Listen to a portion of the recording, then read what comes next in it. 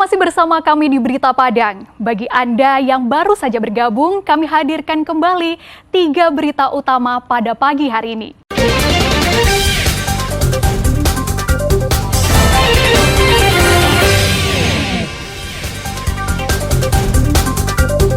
Dua pemasok narkoba antar daerah ditangkap polisi di Pariaman.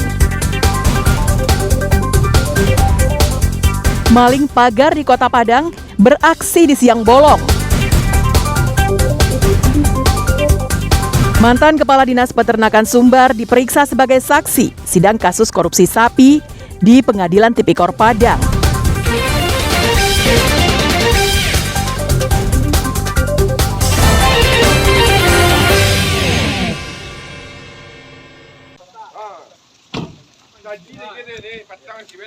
Dua pengedar narkoba jenis sabu-sabu ditangkap Satres Narkoba Pariaman. Kedua tersangka, Yogi dan Wendri, ditangkap di daerah Kurai Taji, Kecamatan Pariaman Selatan, di 2 lokasi yang berdekatan. Keduanya ditangkap tanpa perlawanan karena tak bisa mengelak dari tuduhan polisi. Dari penggeledahan dan pemeriksaan, polisi menemukan 1 paket sabu-sabu yang disimpan di bawah batu dekat jalur rel kereta api. Kawasan ini kerap dijadikan kedua tersangka untuk melakukan transaksi karena sepi dan jauh dari perhatian orang banyak. Penangkapan kedua tersangka turut disaksikan tokoh masyarakat setempat. Keduanya dibawa ke Mapolres Pariaman untuk pemeriksaan lebih lanjut. Dari keterangan polisi pada Jumat siang pekan lalu, polisi telah menahan 11 paket daun ganja kering di sebuah jasa pengiriman barang. Tersangka Yogi mengaku sebagai pemilik barang haram itu yang hendak dikirim ke seseorang di Bali dan Jakarta. Menurut catatan polisi, salah seorang tersangka telah 2 kali ditahan karena melakukan kejahatan yang sama. Oh sudah, dia sudah 2 kali, residipis sudah 2 kali pernah ditahan. Ada yang sudah ketiga. Kasus yang sama, Pak? Kasus yang sama, narkotika.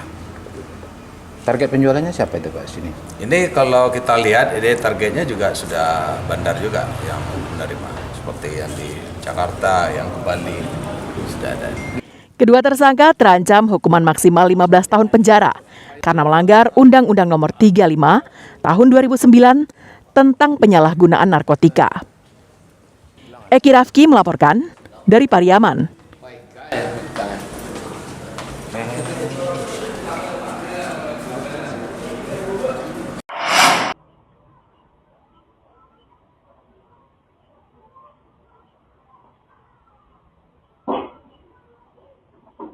Kota Padang mulai tak aman. Maling yang biasanya beraksi saat tengah malam, kini beraksi di siang hari bolong. Rekaman CCTV ini memperlihatkan aksi seorang pelaku pencurian pagar di siang bolong di Kota Padang. Karena sepi, pelaku dengan leluasa mencopot 1 persatu pagar yang terpasang di rumah warga di daerah Surau Gadang, Kecamatan Nanggalo. Usai dilepas, pelaku membawanya menggunakan sepeda motor. Dari rekaman kamera pengintai ini, polisi melakukan penyelidikan dan berhasil mengidentifikasi pelaku. Pelaku bernama Haris, berusia 40 tahun, diciduk tim Klewang Satreskrim Polresta Padang di rumahnya yang tak jauh dari lokasi ia mencuri. Selanjutnya, petugas membawa tersangka untuk mencari barang bukti pagar yang sudah dijual kepada pengepul barang bekas seharga Rp100.000. Pelaku bersama barang bukti dibawa ke Mapolresta Padang untuk pemeriksaan lebih lanjut. Aksi pelaku mencuri pagar ternyata bukan yang pertama kali, melainkan sudah dilakoninya di 4 lokasi. Tersangka kita makan di daerah Steba, yang mana tersangka melakukan pencurian sudah 4 kali. Dan tersangka merupakan spesialis pencurian pagar. Yang mana tersangka melakukan pencurian terekam CCTV. Setelah kita lihat CCTV, kami melakukan penyelidikan di lapangan. Tersangka melakukan pencurian pagar sebanyak 4 kali di wilayah Kota Padang. Tersangka dan barang bukti sudah diamankan ke Mapolresta Padang untuk pengusutan lebih lanjut. Atas perbuatannya, pelaku dijerat pasal 363 KUHP tentang pencurian dengan ancaman hukuman di atas 5 tahun penjara. Alfi, melaporkan dari Padang.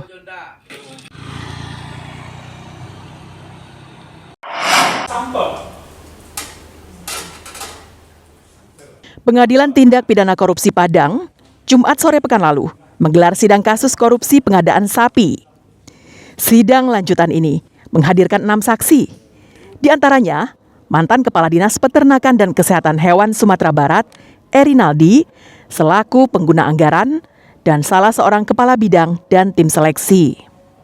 Dalam sidang, Erinaldi mengatakan proyek pengadaan sapi tersebut merupakan pokok-pokok pikiran anggota DPRD Sumatera Barat.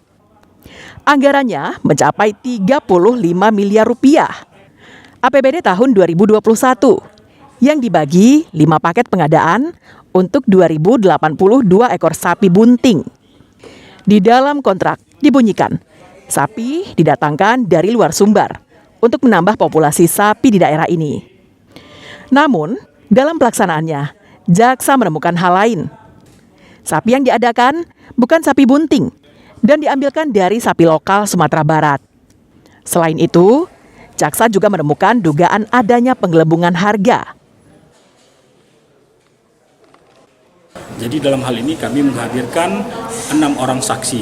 Saksinya dari 6 orang yang kami hadirkan, yang pertama itu adalah mantan Kepala Dinas Peternakan dan Kesehatan Hewan Provinsi Sumatera Barat, itu selaku pengguna anggaran, kemudian juga ada Kabid pada Dinas Peternakan, dan kemudian tim seleksi. Ya. Jadi dari masing-masing saksi tersebut itu memiliki peran dan tugasnya masing-masing. Jadi pada pemeriksaan kali ini kami akan melakukan pemeriksaan berdasarkan tugas dan kewenangan dari masing-masing saksi tersebut. Menurut kuasa hukum terdakwa, perkara ini terlalu dipaksakan dan tidak melanggar aturan. Sebelum pelaksanaan kegiatan, sudah dilakukan adendum atau perubahan kontrak karena permintaan spesifikasi awal sulit ditemukan. Lakukan adendum. Makanya kemudian timbul pertanyaan hari ini adalah di mana sebenarnya problem sehingga kemudian perkara ini mesti sampai di ruangan sidang seperti hari ini. Demikian barangkali. Berarti tidak ada menyalahi aturan ya Pak? Kata pengguna anggarannya, kata kadisnya ketika itu tidak ada prosedural yang terjadi ketika itu. Seluruh tahapan sudah dilalui dengan hati-hati dilakukan proses itu. Bahkan yang luar biasanya di tengah COVID mereka masih berjuang agar kemudian proyek itu bisa berjalan dengan lancar. Dalam kasus korupsi pengadaan sapi ini, jaksa menaksir nilai kerugian daerah mencapai 7,3 miliar rupiah. 6 orang sebagai terdakwa merupakan rekanan dari 4 perusahaan. Robiham melaporkan dari Padang. Kamu kata ajaran Islam, ketika saudara kamu. Ratusan warga Bungus Teluk Kabung, sekitar 20 km dari kota Padang, Sabtu petang pekan lalu, menggelar salat gaib di halaman Masjid Jami di daerah itu. Salat gaib ini ditujukan bagi warga Palestina yang menjadi korban agresi militer Israel. Usai salat gaib, jemaah membacakan doa kunut.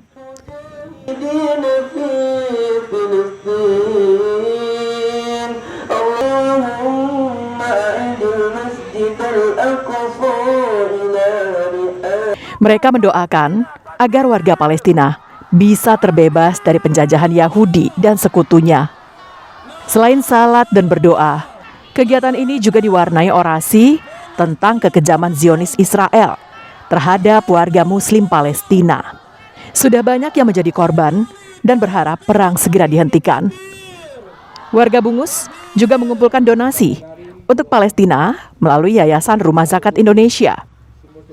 Kegiatan yang diikuti berbagai kalangan tersebut berhasil mengumpulkan dana sebanyak 15 juta rupiah dan 1 emas yang setara dengan 2,5 gram.